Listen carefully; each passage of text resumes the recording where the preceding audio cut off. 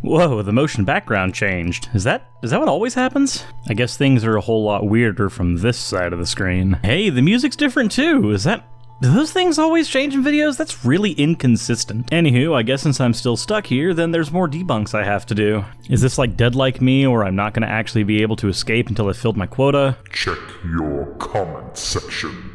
Yeah, I get the picture. Disembodied voice tells me what to do, and oh, speaking of that, who are you anyway? Why not check your polls? I believe you tried to get your audience to unmask me last time. You're right, let's check those polls and see... Oh, it seems like most people voted for help. Well guys, that's exactly what I want right now. I'd really like some help. Well, as always, I guess stay tuned until the end of the video for the next contest. Oh, and please remember to subscribe if you like my content. I think if I hit 4,000, I might be able to escape this prison. Although if I am stuck here for a little while longer, at least the background is a lot more pleasant this time around. Hellfire was, a little painful, and I think doing things from the pits of hell is more Logic's thing than mine. Alright, let's go ahead and take a look in the comment sections, and oh wow.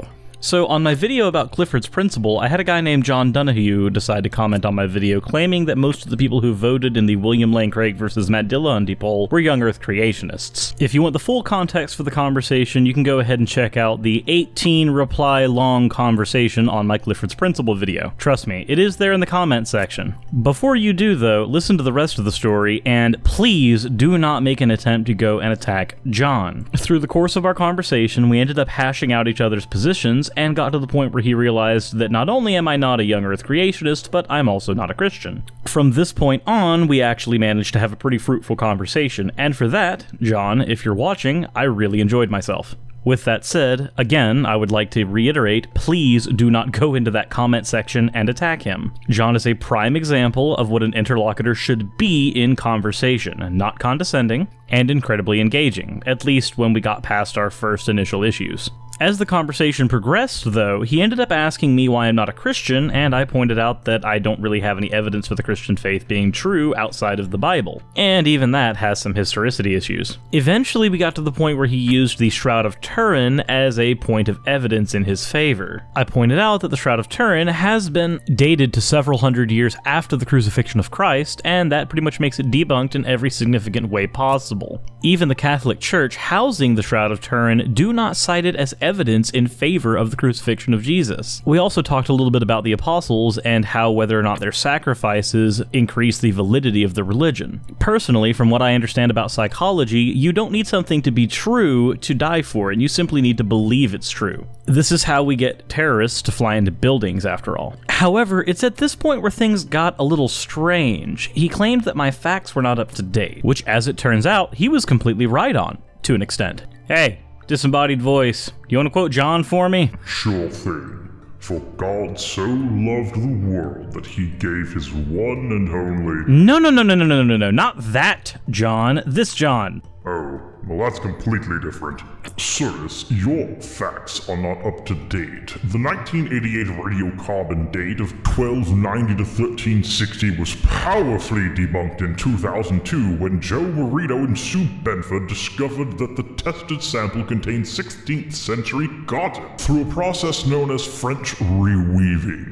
But there is no evidence to sustain a medieval date. What is also fascinating is that when the shroud was first photographed in 1898, the negative of the negative image actually contained more detailed information than the shroud itself. But this presents a huge problem. How, or why, would a 14th century forger create an artistic work whereby much of the subject would not even become visible for another 500 years? This makes no sense. The abductive argument applies. The argument from best explanation. The resurrection of Christ remains the best explanation of this image. Thank you, random disembodied voice who traps me in my videos. First of all, John, I'd like to point out that the objective argument does not apply here. The argument from best explanation would not include the resurrection of Christ. The best explanation might be that we simply don't know. But as it turns out, there are quite a few things about the cloth that we do, in fact, know. You see, John, you cited a 2002 study, but the first thing I found in an article that I found and then Holy Kool-Aid later linked to me as well was that a 2008 forensic scientist named Dr. Matteo Barini took part in a study on the shroud, and again, it was debunked. Matteo Barini, by the way, he was a Christian. He had a horse in the race. Dr. Matteo Barini and Luigi Garlascelli of the University of Pavia used a living volunteer and real and synthetic blood to try to simulate possible ways that the apparent bloodstains could have gotten onto the shroud. The conclusions were that 2 short rivulets of possible blood on the left hand of the ghostly figure on the shroud could only have been formed by somebody who was upright with their arms at an angle of 45 degrees. Now, while something of this nature would be consistent with someone who had been crucified with their arms held in a Y shape, which is the traditional crucifixion image, the Shroud believers will be disheartened to realize that the forearm bloodstains would require the dead body to have been wrapped in the shroud with their arms in a completely different position, held almost vertically above their head, rather than an angle of 45 degrees. Their findings, which have been published in the Journal of Forensic Sciences, formed the opinion that the supposed blood spatters must have fallen vertically, and almost randomly, from someone who would have been standing over the cloth, rather than lying in it. Now, for those who are very familiar with the story of Christ's crucifixion, there is the matter of the post-mortem stabbing that the Romans did to him. As the story goes, once Christ had died, they finally decided that they were going to stab him with a lance through the side in order to determine if he was truly dead. Upon stabbing Christ and realizing that the circulatory system was no longer functioning as intended, they decided that he was in fact dead upon that time. Here's where the tricky part about the Shroud of Turin comes into play. The blood visible on the frontal side would be somewhat realistic, whereas the blood on the back side, which is where the stabbing would have been on the Shroud of Turin, are completely unrealistic, as per their article they published in the A Blood Pattern Analysis approach to the Shroud of Turin. So what we have here is a cloth that most definitely was artistically rendered in some form or fashion. So even if this cloth was in fact dated to the correct time, then we still would have a cloth that, for some reason, is completely unrealistic and does not match the crucifixion story. Also, it should be noted that doubts about the cloth have stemmed all the way back from the 1300s on. Bishop Diarchus wrote in 1390 that the cloth started first attracting pilgrims in 1355 when it was in the possession of Geoffrey de Charny, who was a French knight building a church at Liry to give thanks to God for a miraculous escape from the English imprisonment during the 100 Years' War. Diarchus told the Pope that his predecessor as Bishop of Troyes had fairly quickly discovered that the Shroud of Turin was a fraud and obtained a confession from the artist who produced it that it was a work of human skill and not miraculously wrought or bestowed. In fact, the exact verbiage that Pope Diarchus used was that the Shroud of Turin was a scandal and he could not sufficiently express in writing the grievous nature of said scandal. This article, among others, will be linked in the description below for those who would like a little bit of light reading. But we don't only have to look at history to determine whether or not the shroud was a fake. Even with an earlier confession from hundreds of years ago, we still actually have more natural science that has fairly recently re-debunked the cloth. In fact, an abstract from a scientific journal that I am going to be linking in the description states, "The Turin shroud is traditionally considered to be the burial cloth in which the body of Jesus Christ was wrapped after his death approximately 2,000 years ago." Here, we will report the main findings from the analysis of genomic DNA extracted from the dust particles vacuumed from parts of the body image and the lateral edge used for radiocarbon dating. Several plant taxa native to the Mediterranean area were identified, as well as species with a primary center of origin in Asia, the Middle East, or the Americas, but introduced in a historical interval later than the medieval period. Regarding human mitogenome lineages, our analyses detected sequences from multiple subjects of different ethnic origins which clustered into a number of Western Eurasian haplogroups, including some known to be typical of Western Europe, the Near East, the Arabian Peninsula, and the Indian subcontinent. Such diversity does not exclude a medieval origin in Europe, but it would also be compatible with the historic path followed by the Turin shroud during its presumed journey from the Near East. Furthermore, these results raise the possibility of an Indian manufacturer of the linen cloth. The rest of the article then talks about the methods that they used in order to gather the data for the different DNA that they discovered on the cloth, and the multitude of different plants that were associated with the dust particles they managed to vacuum off of the cloth. The end result was that it was not a definitive conclusion that the cloth actually had its supposed historic path from the Middle East into medieval Europe. And again, that possibility for an Indian manufacturer is there. Also, definitely would like to give a big thank you and shout out to Shannon Q for providing me with a lot of the articles that I use in this video. Now, there was one article that was written in favor of the Shroud of Turin being an authentic piece, and this article was published in June 30th of 2017. Now, while this might actually be seen as a point in the Shroud's favor, if you actually go to the website where the article was published, you will find that the article is an entire retraction now.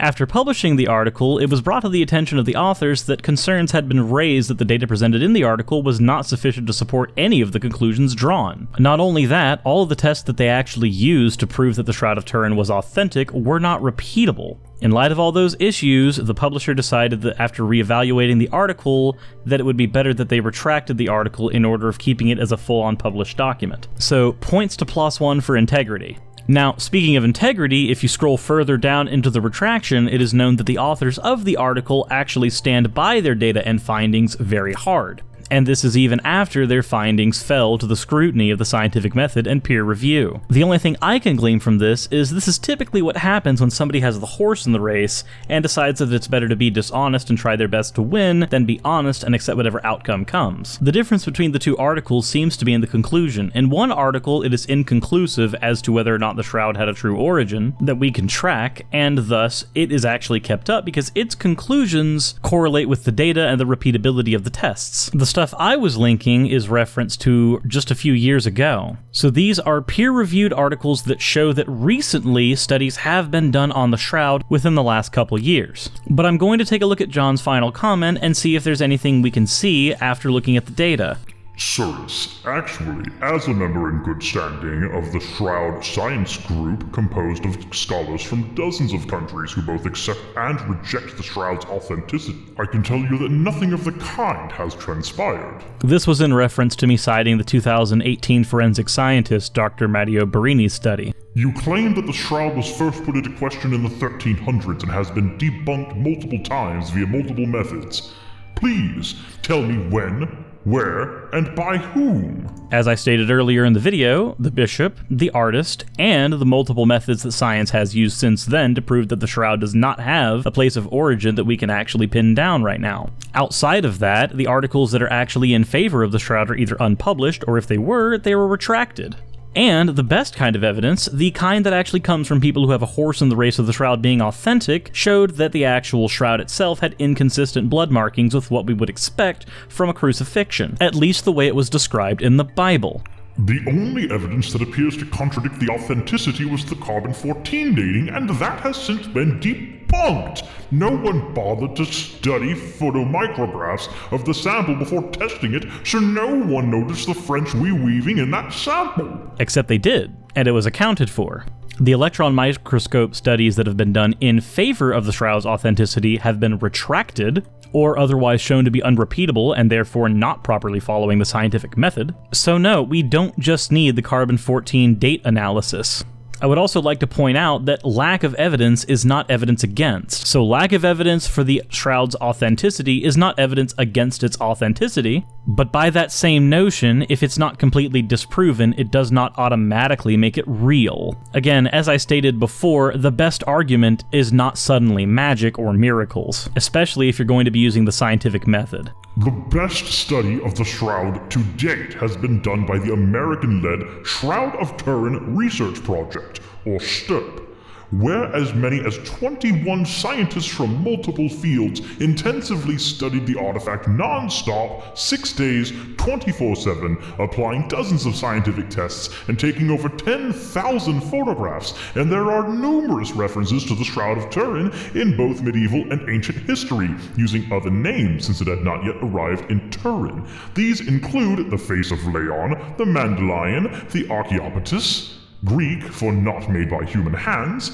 but Even the Shroud's most ardent detractors have been unable to explain how the image was created in a manner consistent with the observed evidence. Except, as I stated before, it is not consistent with the observed evidence. The Shroud is not consistent with the historical crucifixion of Jesus. Also, just pointing it out there that saying that the Greek name said not made by human hands does not automatically mean it was not made by human hands. Names are titles, they are labels, they are not actually evidence in the category for authenticity. Nor has anyone been successful in duplicating the image, a major failure and embarrassment for a high-tech society that has achieved so much, so many other impressive scientific feats. So, in accordance with the definition of supernatural, until someone can explain the formation of the image by purely naturalistic or materialistic means, it remains supernatural and thus likely authentic.